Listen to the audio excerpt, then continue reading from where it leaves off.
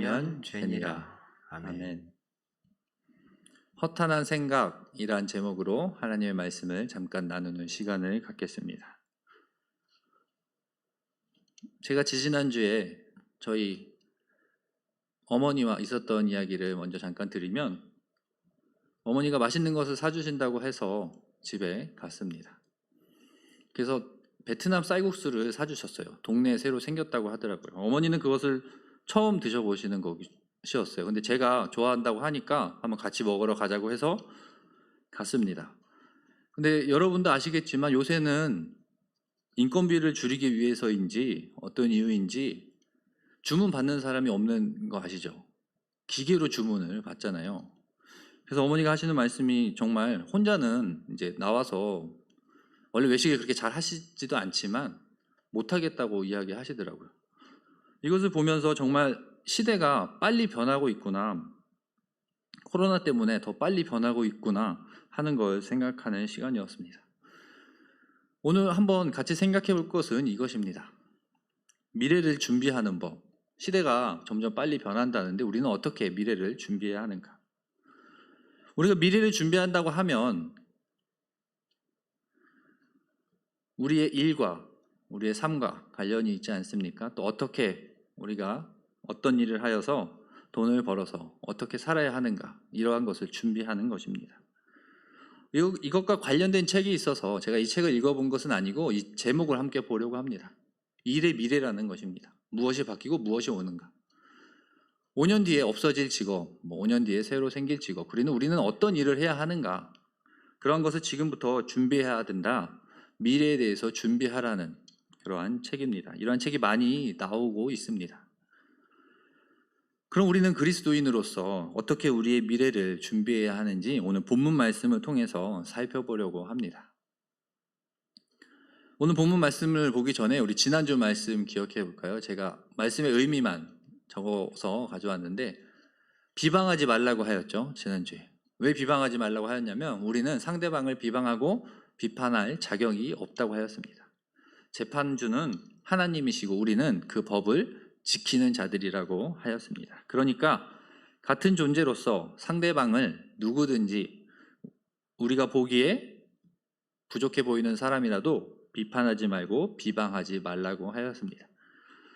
그리고 오늘 본문 말씀이 나타납니다. 4장 13절입니다. 함께 읽겠습니다. 시작.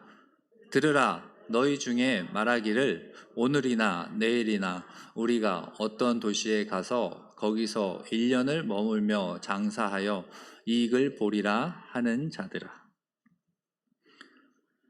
조금 긴 본문이었습니다.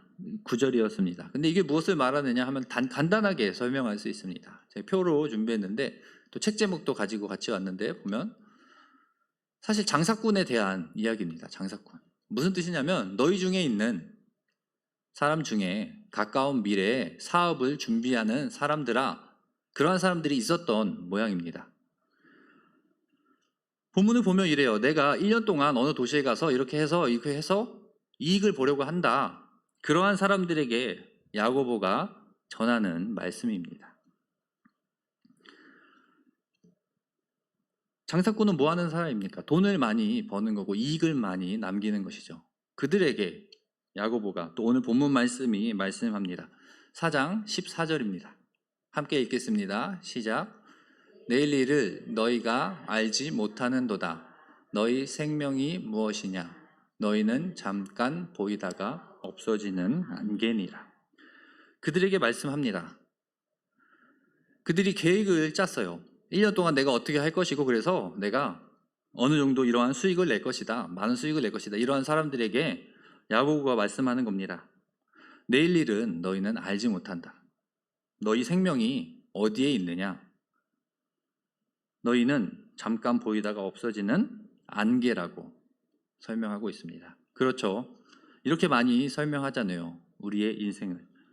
근데 이 본문 말씀은 우리가 이해할 수 있지만 이거와 관련된 말씀이 있어서 하나 더 살펴보려고 합니다. 예수님께서 비유로 말씀하셨어요. 어떤 내용이냐면 한 부자에 대한 내용입니다. 한 부자가 당시에는 그 농사를 지었겠죠. 그래서 많은 곡식을 얻은 거예요. 그래서 자기 곳간에 자기가 얻은 그 곡식들을 차곡차곡 채우는데 곡간보다 더 많아진 겁니다. 그래서 생각하다가 그러면 내가 원래 갖고 있던 저 곡간 창고를 허물고 새로 더 큰 것을 지어야겠다, 이런 마음을 먹었습니다. 또 그렇게 지어놓고 얼마나 마음이 뿌듯했겠습니까? 그러면서 참 만족스럽다 이러고 있는데 하나님께서 말씀하신 겁니다. 누가복음 12장 20절 함께 읽겠습니다. 시작. 하나님은 이르시되 어리석은 자여, 오늘 밤에 내 영혼을 도로 찾으리니 그러면 내 준비한 것이 누구의 것이 되겠느냐 하셨으니. 그렇죠.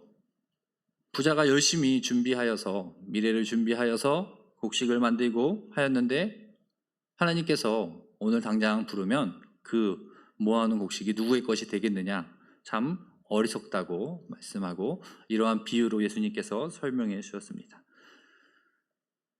이 12장 20절이 무엇을 의미하는 겁니까? 바로 인생의 덧없음을 이야기합니다. 그래서 사람의 완벽한 준비도 하나님 앞에는 헛것이라고 말씀하는 것입니다. 이와 관련된 말씀들이 많이 나타납니다.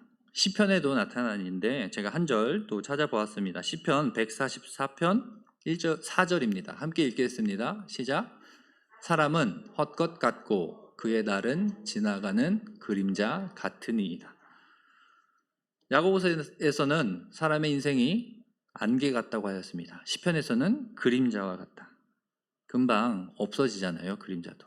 그러한 것과 같다고 말씀합니다. 그러니까 우리는 이 땅에서 어떻게 살아야 하느냐, 무엇을 준비하느냐, 무엇을 계획하느냐 할 때 본문 말씀에 비추어서 생각해 보아야 합니다.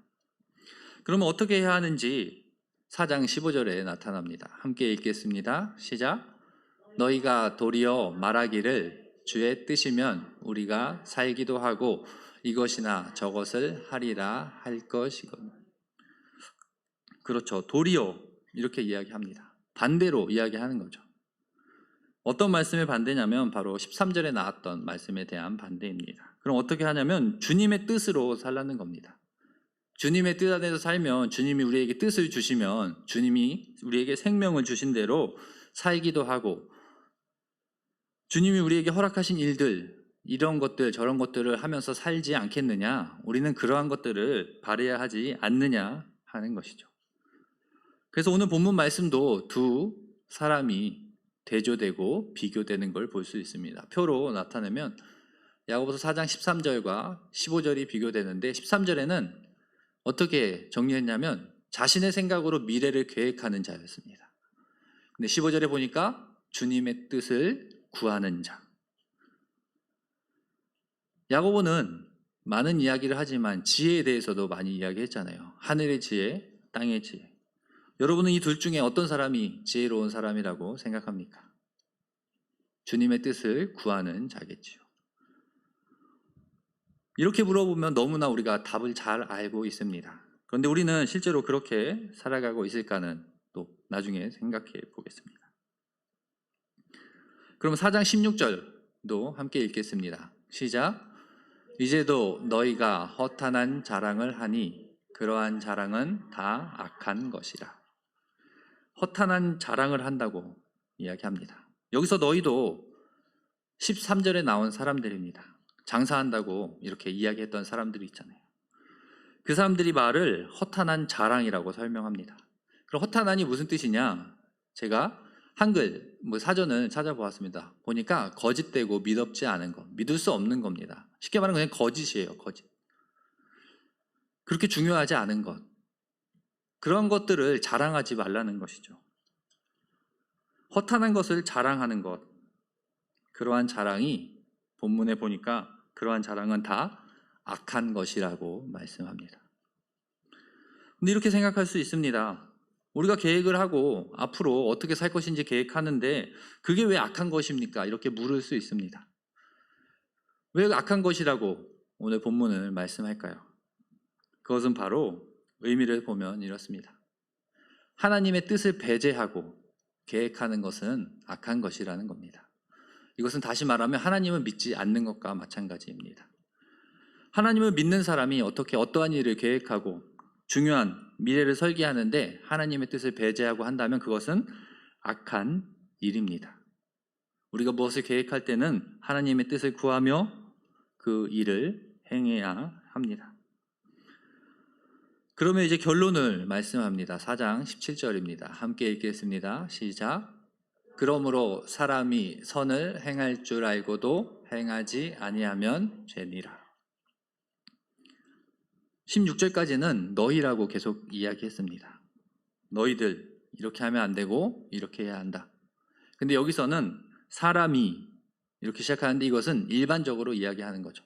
오늘 본문 말씀의 결론을 이야기하는 겁니다. 그러므로 오늘 말씀을 정리하면 사람이 선을 행할 줄 알고도 행하지 아니하면 죄라고 말씀하고 있습니다.